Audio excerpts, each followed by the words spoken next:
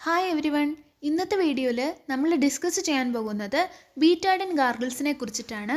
അതായത് പ്രൊവിഡിൻ അയഡിൻ ഗാർഗിൾസിനെ കുറിച്ചിട്ടാണ്. ഇത് ബീറ്റാഡിൻ എന്ന പേരിലുള്ള ഒരു ഗാർഗിളാണ്. ഫേമസ് ആയിട്ടുള്ള ഒരു ബ്രാൻഡ് നെയിമാണ്.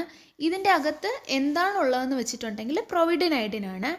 പ്രൊവിഡിൻ അയഡിൻ ഗാർഗിൾസിൻ്റെ പ്രോപ്പർട്ടി എന്താണെന്ന് വെച്ചിട്ടുണ്ടെങ്കിൽ ഇത് ആൻറ്റിസെപ്റ്റിക് ആയിട്ട് ആക്ട് ചെയ്യും. അതായത് നമ്മുടെ ബോഡിയിൽ എന്തെങ്കിലും ഇൻഫെക്ഷൻ ഉണ്ടെങ്കിൽ അതിനെ പ്രിവെൻറ്റ് ചെയ്യാൻ ഹെൽപ്പ് ചെയ്യുന്നതാണ് ഈ ഒരു ആൻറ്റിസെപ്റ്റിക് പ്രോപ്പർട്ടി എന്ന് പറയുന്നത്. അപ്പോൾ ഇതിൻ്റെ യൂസ് എവിടേക്കാണെന്ന് വെച്ചിട്ടുണ്ടെങ്കിൽ നമ്മുടെ വായിൽ അൾസർ ഉണ്ടെങ്കിൽ, എന്തെങ്കിലും ഒരു അൾസർ ഉണ്ടെങ്കിൽ അവിടെ നമുക്ക് യൂസ് ചെയ്യാൻ പറ്റും. അതുപോലെ തന്നെ നമ്മുടെ ഗംസിൽ, അതായത് മോണയിൽ എന്തെങ്കിലും നീരൊക്കെ ഉണ്ടെങ്കിൽ അവിടെ ഉപയോഗിക്കാം. അതുപോലെ തന്നെ തൊണ്ടവേദന, സോർ ത്രോട്ട് അങ്ങനെ എന്തെങ്കിലുമൊക്കെ ഉണ്ടെങ്കിൽ അവിടെയും യൂസ് ചെയ്യാം. അപ്പോൾ ഇൻ ജനറലായിട്ട് പറയുകയാണെങ്കിൽ നമ്മുടെ വായിലോ തൊണ്ടയിലോ എന്തെങ്കിലും വിധത്തിലുള്ള ഇൻഫെക്ഷൻ ഉണ്ടായാൽ, അതിപ്പോൾ ബാക്ടീരിയൽ ആയിക്കോട്ടെ, ഫംഗൽ ആയിക്കോട്ടെ, വൈറൽ ആയിക്കോട്ടെ, എന്തെങ്കിലും ഇൻഫെക്ഷൻ ഉണ്ടെങ്കിൽ മാറാൻ വേണ്ടിയിട്ട് നമുക്ക് ബീറ്റാഡിൻ ഗാർഗിൾ യൂസ് ചെയ്യാവുന്നതാണ്. പിന്നെ ഇതിൻ്റെ ഡോസ്, അതുപോലെ തന്നെ ഇത് എങ്ങനെയാണ് യൂസ് ചെയ്യേണ്ടത് ആദ്യം നമുക്ക് നോക്കാം. എങ്ങനെയാണെന്ന് വെച്ചിട്ടുണ്ടെങ്കിൽ ഒരു ഗ്ലാസ്സിൽ ഒരു 10 ml സൊല്യൂഷൻ എടുക്കുക. അതേ അളവിൽ തന്നെ, സെയിം അളവിൽ തന്നെ 10 ml തന്നെ വെള്ളവും എടുക്കുക. അതിനുശേഷം ഇതിനെ ഒരു 30 സെക്കൻഡ് ചൂടാക്കണം. അങ്ങനെ ചൂടാക്കിയതിന് ശേഷം നമുക്കിതൊരു ദിവസത്തിൽ 3-4 പ്രാവശ്യമൊക്കെ യൂസ് ചെയ്യാം. അങ്ങനെ ഇത് 14 ദിവസം വരെ നമുക്ക് യൂസ് ചെയ്യാവുന്നതാണ്. പിന്നെ ശ്രദ്ധിക്കേണ്ട ഒരു കാര്യം എന്താണെന്ന് വെച്ചിട്ടുണ്ടെങ്കിൽ നമ്മൾ ഗാർഗിൾ ചെയ്യാൻ യൂസ് ചെയ്യുന്ന ആ ഒരു വെള്ളം കൂടുതലായിട്ട് ചൂടുള്ളതാവാനും പാടില്ല, അതുപോലെ തന്നെ കൂടുതലായിട്ട് തണുത്തതാവാനും പാടില്ല. ഒരു ഇളം ചൂടുവെള്ളമൊക്കെയാണ് എടുക്കാറുള്ളത്, അതായത് ലൂക്ക് വോം വാട്ടറാണ് എടുക്കേണ്ടത്.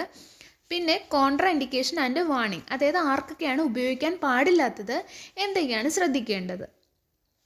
അതായത് ഇപ്പോൾ ഒരു വ്യക്തിക്ക് തൈറോയ്ഡ് റിലേറ്റ് ചെയ്ത് എന്തെങ്കിലും അസുഖം ഉണ്ടെങ്കിൽ, അതായത് അബ്നോർമലായിട്ട് തൈറോയ്ഡ് ഫങ്ഷൻ എന്തെങ്കിലും ഉണ്ടെങ്കിൽ, ഗോയിറ്റർ പോലുള്ള അസുഖങ്ങളൊക്കെ ഉണ്ടെങ്കിൽ അവരത് യൂസ് ചെയ്യാൻ പാടില്ല. കാരണം അവർ യൂസ് ചെയ്തിട്ടുണ്ടെങ്കിൽ തൈറോയ്ഡ് ഫങ്ഷന് എന്തെങ്കിലും വ്യതിയാനങ്ങൾ ഉണ്ടാവാനുള്ള ചാൻസസ് കൂടുതലാണ്. അതുകൊണ്ട് അവരത് യൂസ് ചെയ്യാൻ പാടില്ല. പിന്നെ രണ്ടാമതായിട്ട് പറയുന്നത് ചിൽഡ്രൻ, അതായത് കുട്ടികൾ യൂസ് ചെയ്യാൻ പാടില്ല. കാരണം എന്താണെന്ന് വെച്ചാൽ ഇപ്പോൾ കുട്ടികളൊക്കെ അത് യൂസ് ചെയ്യുകയാണെങ്കിൽ അവരുടെ വയറ്റിൽ ആ സൊല്യൂഷൻ പോകാനുള്ള ചാൻസ് ഉണ്ട്. അങ്ങനെ വയറിൽ ആ സൊല്യൂഷൻ എത്തിക്കഴിഞ്ഞിട്ടുണ്ടെങ്കിൽ ബേണിംഗ് സെൻസേഷൻ, പുകച്ചിലും അങ്ങനെയുള്ള കാര്യങ്ങളൊക്കെ ഉണ്ടാക്കാനുള്ള ചാൻസ് ഉണ്ട്. അതുകൊണ്ട് ചിൽഡ്രൻസിന് ഇതിന് യൂസ് ചെയ്യിപ്പിക്കാതിരിക്കുക. പിന്നെ പ്രഗ്നൻറ്റ് ലേഡീസ്, പ്രഗ്നൻസിയിലും ഇത് യൂസ് ചെയ്യാൻ പാടില്ല.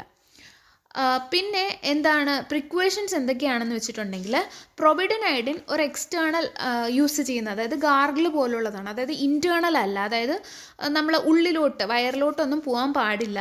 കാരണം വയറിലൊക്കെ പോയിട്ടുണ്ടെങ്കിൽ നേരത്തെ പറഞ്ഞതുപോലെ തന്നെ ബേണിംഗ് സെൻസേഷനൊക്കെ ഉണ്ടാക്കാനുള്ള ചാൻസ് ഉണ്ട്. ചെറിയ അളവിലൊക്കെ ആണെങ്കിൽ ചെറിയൊരു ബേണിംഗ് സെൻസേഷൻ ഉണ്ടായി അതങ്ങ് മാറുകയും ചെയ്യും. പക്ഷെ വലിയ അളവിലേക്ക് പോവുകയാണെങ്കിൽ ബേണിംഗ് സെൻസേഷനൊക്കെ നല്ല രീതിയിൽ ഉണ്ടാവുകയും പിന്നെ ഡോക്ടറിനെ കാണേണ്ടിയൊക്കെ വരും. അപ്പോൾ ശ്രദ്ധിക്കുക. എല്ലാവർക്കും വീഡിയോ മനസ്സിലായെന്ന് വിശ്വസിക്കുന്നു. Thank you.